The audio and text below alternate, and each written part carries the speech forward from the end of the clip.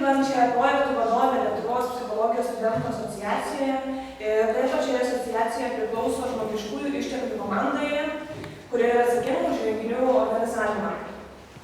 Agnė taip pat yra jaunesnioji projektų vadovė vienoje didžiausių sparčiausiai augančių tarptautinių kompanijų Baltijos šalyse, užsiimančioje renginių ir mokymų organizavimo UAB Elinero. Nuo Liepos 1 dienos Agnė taps praktikantė norvegiško kapitalo Lietuvos komerciniame DNB banke. Pristatau jums Agnę Samuolytę, kuri jums kalbės apie reklamos įtaką vartotojams. Labą dieną. Ačiū labai už gražų pristatymą ir ačiū visiems čia susijungusiems. Šiandien kalbėsiu jums apie reklamos įtaką vartotojams.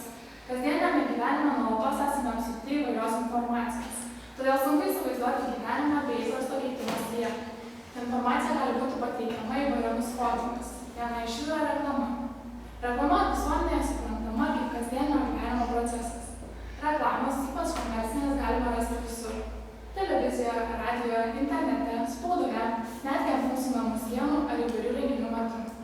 Dabartiniame verslo pasaulyje, kai prekių gamyba, paslaugų teikimas didėja, o ateityje gali didėti sparčiau nei gyventojų perkamoji galia, reklama tampa viena svarbiausių priemonių pritraukti kuo daugiau klientų ir formuoti jų poreikius.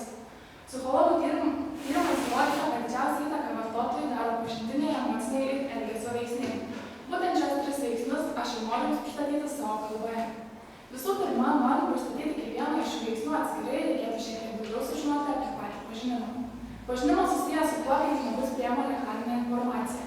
Pagrindiniai pažinimo elementai yra pojūčiai, suvokimas, dėmesys, atmintis, mąstymas ar kalba. Pojūčiai vienas svarbiausių poveikio elementų. Tai pirminės pažinties procesas. Pojūčiai dažniausiai skirstomi į regimuosius, girdimuosius, uoslės, skonio ir kitus.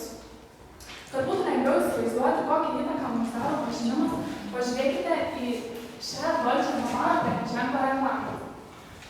Pagalvokite, kur pirmiausia nukrypo jūsų žvilgsnis.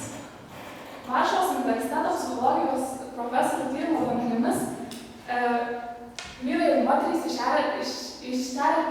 reklamą pastebi skirtingas sritis. Pavyzdžiui, vyrai pastebi tik kaip vyrą ant moters ir visiškai nepastebi šalia stovinčiųjų, o moterys atvirkščiai kreipia dėmesį tik tai į aplink moterį stovinčius vyrus. Taip vyksta dėl skirtingų interesų sričių.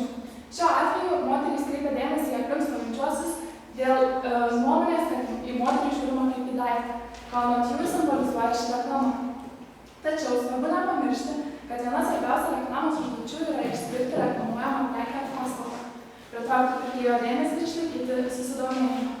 Sunku patikėti, kad ši reklama pasiekė savo tikslą ir apsigyvena daugumos žmonių galvose.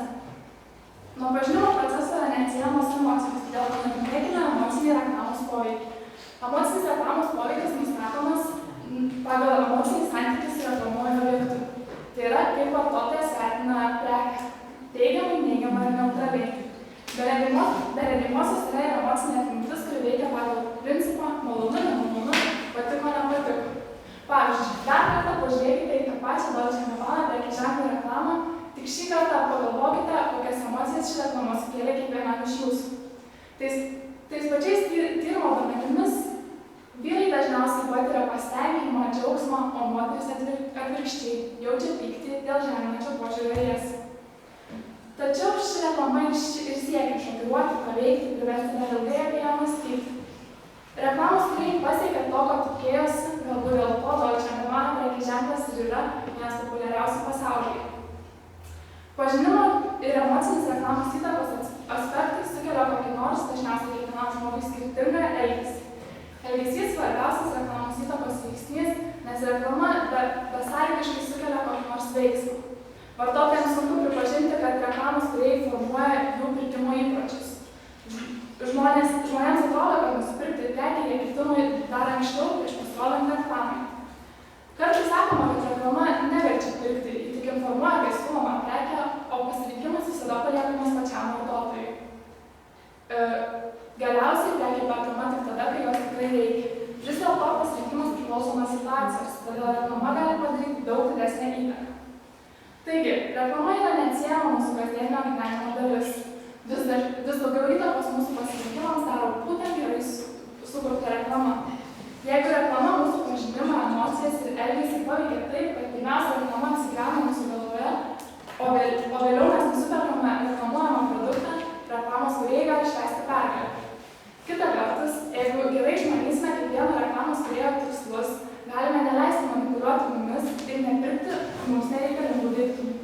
Tikiuosi, kad po mano pristatymo bus lengviau suprasti, kur reklamos kūrėjai, kurį įtakos veiksnį taiko, todėl įsitikinti bus sunkiau ir nereikalingų daiktų nusipirksite kur kas mažiau. Ačiū Jums už dėmesį ir linkiu